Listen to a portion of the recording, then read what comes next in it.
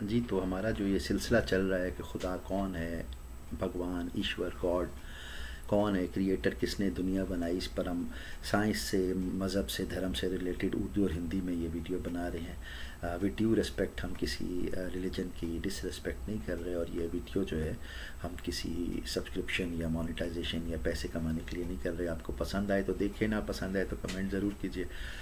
اور ہم اپنی جو پچھلی تیسری ویڈیو تھی، ہم نے اس پہ جو بات کی تھی اسی کو ہم تھوڑا سا آگے، اب چوتھی یہ ویڈیو ہے، اس کے اوپر ہم جو ہے اور تھوڑی سی ڈیٹیل میں بات کریں گے.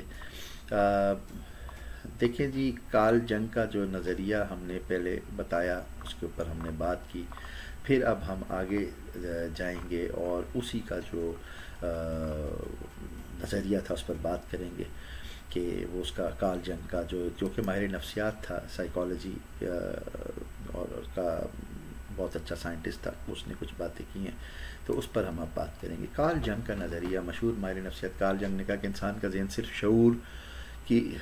شعور تک محدود نہیں، اس کے اندر ایک کلیکٹیو انکانشیس ہے، ایک ایسا شعور جو نسل در نسل منتقل ہوتا ہے. اس لا شعور میں کچھ بنیادی تصورات اور علامتیں موجود ہیں جنہیں آرچ ٹائپس، جو ہم نے پہلے بتایا ہوتا ہے. ان آرچ ٹائپس میں ماں، ہیرو، سایہ، سب سے بڑھ کر خدا بھی شامل ہے.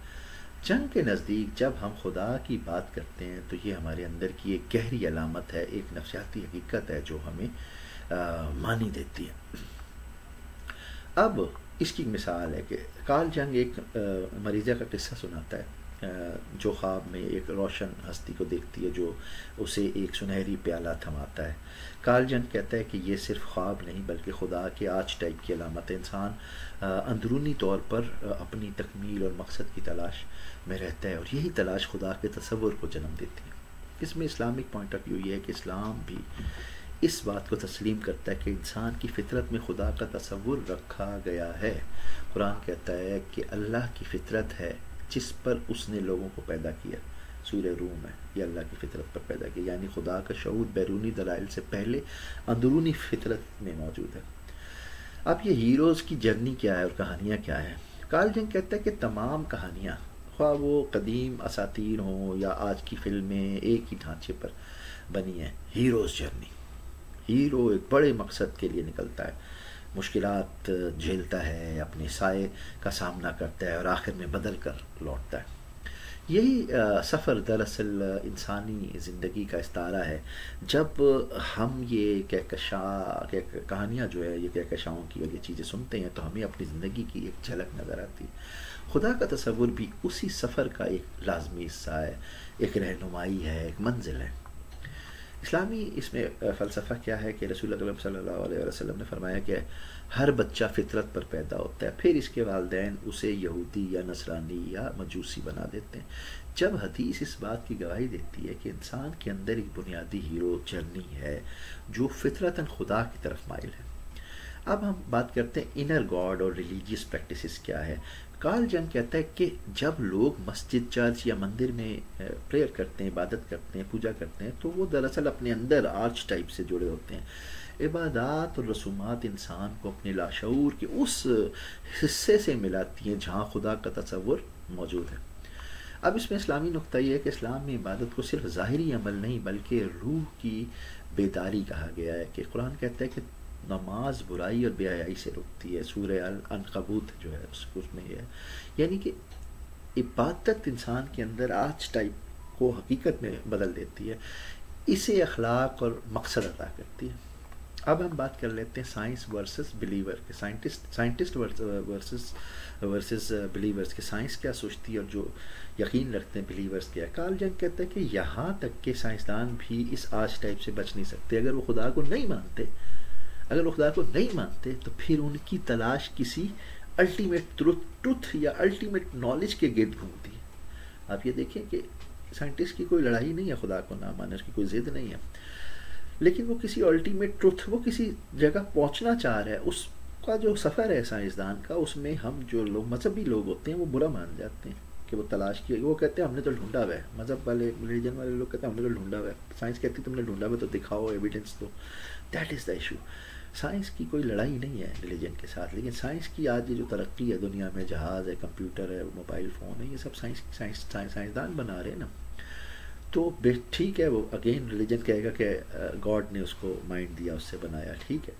تو اس کا وہ جو سائنٹسٹ ہے اس کی جو تلاش جو ہے نا کسی الٹیمیٹ ٹروتھ یا الٹیمیٹ نالج کے گرد گھومتی ہے. ان کے لیے ٹروتھ جو ہے گاڈ آرچ ٹائپ یا نالج کی صورت میں ظاہر ہوتا ہے. تو جیسے کہ کارل جنگ نے کہا کہ جڑے ہوئے ہوتے ہیں. اب آ جائیں اسلامی اس میں پرنسپل کیا. اسلام میں علم کی جستجو عبادت کے برابر قرار دی گئی ہے. رسول کریم صلی اللہ علیہ وسلم نے فرمایا کہ علم حاصل کرو، ہر مسلمان مرد اور عورت پر فرض ہے. جو کہ ہم لوگ صرف وہ کہتے ہیں سپارہ پڑھ لیں، قرآن پڑھ لیں، بے شک سمجھتے نہیں ہیں، لیکن ہے نہیں. آپ یہی وہ تلاش ہے جو سائنسدانوں کو کائنات میں جھانکنے پر مجبور کرتی. کائنات میں دیکھ رہے ہیں، جھانک رہے ہیں اندر، اور مومن کو مسجد میں سجدہ کرنے پر. دونوں کی جڑ ایک ہی ہے کہ خدا کی حقیقت کی تلاش. اب ہم بات کرتے ہیں جو کارل جنگ ہے اس کا ریڈ بک وغیرہ، یہ کیا ہے. کارل جنگ اس نے اپنی جو ہے نا ذاتی روحانی اور نفسیاتی تجربات جو ایکسپیرینسز ہیں اس کو ایک عظیم کتاب میں محفوظ کیا جسے کہتے ہیں دی ریڈ بک، سرخ کتاب. اس میں اس نے اپنے خواب، تصورات اور خدا سے متعلق اندرونی مکالمے درج کیے ہیں. اس کے نزدیک خدا کوئی بیرونی وجود نہیں تھا جو آسمان سے اتر کر بات کرے، بلکہ ایک داخلی حقیقت تھی جو انسان کی تکمیل اور وحدت کا استعارہ تھی. اسلامک پوائنٹ آف ویو سے دیکھا جائے تو اسلام انسان کو دونوں جہان دکھاتا ہے، باطن بھی اور ظاہر بھی. تو قرآن کہتا ہے کہ ہم انہیں اپنی نشانیاں آفاق میں بھی دکھائیں گے اور ان کے نفسوں میں بھی، یہاں تک کہ ان پر ظاہر ہو جائے گا کہ یہ حق پر ہیں. یہ سورہ فصلت جو ہے اس میں بتایا، یعنی خدا کی معرفت کائنات میں بھی ہے اور انسان کے باطن کے اندر بھی ہے. تو یہاں پر ہم اپنی جو ویڈیو ہے اس کا خلاصہ کریں گے. 4th ویڈیو، اس کے بعد 5ویں اور 6ٹھی ہے بس، اور اس سے پہلے 1 2 3 تھی. آپ نے اگر وہ دیکھی ہو تو پھر آپ کو یہ کنٹینیوٹی سے سمجھ میں آئے گا. پھر ہم اس کو اینڈ کریں گے، کسی کنکلوژن نتیجے کی طرف لے کر جائیں گے. اس کا جو سمری تھی، اس کا جو خلاصہ تھا وہ یہ تھا کہ کارل جنگ نے خدا کو ایک آرچ ٹائپ قرار دیا. انسان کی کہانیاں، خواب اور عبادات اسی آرچ ٹائپ کو زندہ رکھتی ہیں. سائنسدان بھی اس تلاش سے الگ نہیں رہ سکتے.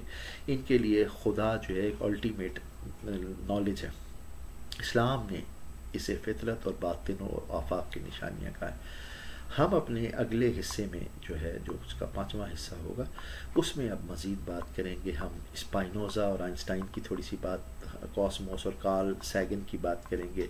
ہم آئنسٹائن کا ایک تنقیدی پہلو ہے اس کے اوپر تھوڑی سی بات کریں گے. کارل سیگن کی بات کریں گے. اسلامک پرنسپلس کی بات کریں گے، اور کاسموس کو ایز اے میننگ ڈسکس کریں گے یہ کیا ہے. تو یہ عام لوگوں کو شاید اس میں جو ہے وہ انٹرسٹ نہ آئے، لیکن اگر آپ خاص طور پر جو ایجوکیشن حاصل کرتے ہیں، جو کسی بھی ڈپارٹمنٹ سے، کسی بھی شعبہ سے ہوں، اگر وہ چاہیں، وہ فلاسفی سمجھتے ہوں، سائیکالوجی، سائنس، میتھمیٹکس یا مذہب، تو اگر وہ یہ دیکھنا چاہیں تو اس میں بہت پیاری ہم انفارمیشن دے رہے ہیں. اگین ہماری ویڈیو کسی سبسکرپشن یا لائک اور فالو کے لیے نہیں ہے. آپ کو اچھی لگے تو دیٹس گڈ، نہ اچھی لگے تو آپ کمنٹ کریں، اور پھر ہم جو ہے اگلی ویڈیو میں اس کے پارٹ 5 پہ بات کریں گے. بہت شکریہ.